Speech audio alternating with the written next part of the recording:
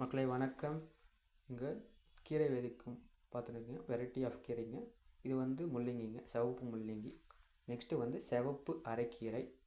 இதாங்க சிவப்பு அரைக்கீரை. நெக்ஸ்ட்டு வந்து அரைக்கீரைங்க. அரைக்கீரை பார்த்துருக்கீங்க. நெக்ஸ்ட்டு வந்து முளைக்கீரை. அது முளைக்கீரைங்க.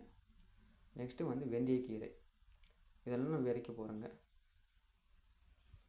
முதல் வந்து முள்ளங்கி பிளான்டேஷன் பண்ணுற வீடியோ பார்க்க போகிறீங்க. முள்ளங்கி பிளான்டேஷனுக்கு வந்து முதல் காவால் கெட்டை மாதிரி இருக்காங்க. அந்த கெட்டையில் லெஃப்ட் சைடு ரைட் சைடு நீங்கள் பார்த்துருங்கிறது நட போகிறேங்க. இப்படி தாங்க நடவணும். நம்ம நடும்போது ஒரு வேலையாக இருக்கும்போது 2-3 வேலையாக கூட வந்துடுங்க. அது தப்பு இல்லைங்க. இந்த கெட்டையில் லெஃப்ட் சைடு நடுங்க, ரைட் சைடில் நடுங்க. இந்த காவா கெட்டை தாங்க நாங்கள் நடுறது. காவா கெட்டையில் மட்டும்தான். கீரை வந்து அதுக்கு கீழே இருக்கிற கரம்பாக இருக்கிற பகுதியில் வந்து விதைக்க போகிறேங்க. இப்போ சைடில் கெட்டை போட்டிருக்கோம். கீரைக்கு தண்ணி போகிறதுக்கு காவை போட்டிருக்கோம். அந்த காவால் வந்து வச்சுருக்கோங்க முள்ளங்கி. இது வந்து கீரைக்கோசம் ப்ரிப்ரேஷன் பண்ணியிருக்கோங்க லேண்டு. இங்கே நல்லா வந்து சூரிய ஒளி போகிற இடங்க. அதனால் வந்து கீரைக்கு வந்து நல்லா ஏற்ற இடம் தாங்க.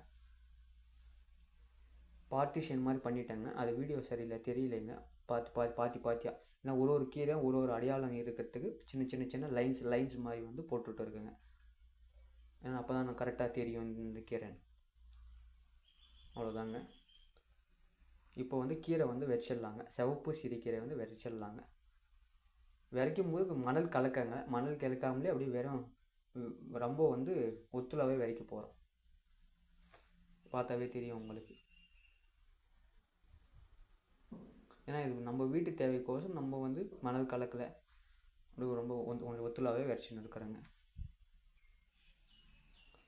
அந்த சைடு வந்து கொஞ்சம் நிழலுங்க. அதனால் வந்து சப்போட்டா மரம் இருக்குது. அதனால் கொஞ்சம் நிழல் வரும். கொஞ்சம் நிழல் இல்லாத கொஞ்சம் இடம் விட்டுட்டு வந்து விதைச்சின்னு இருக்காங்க.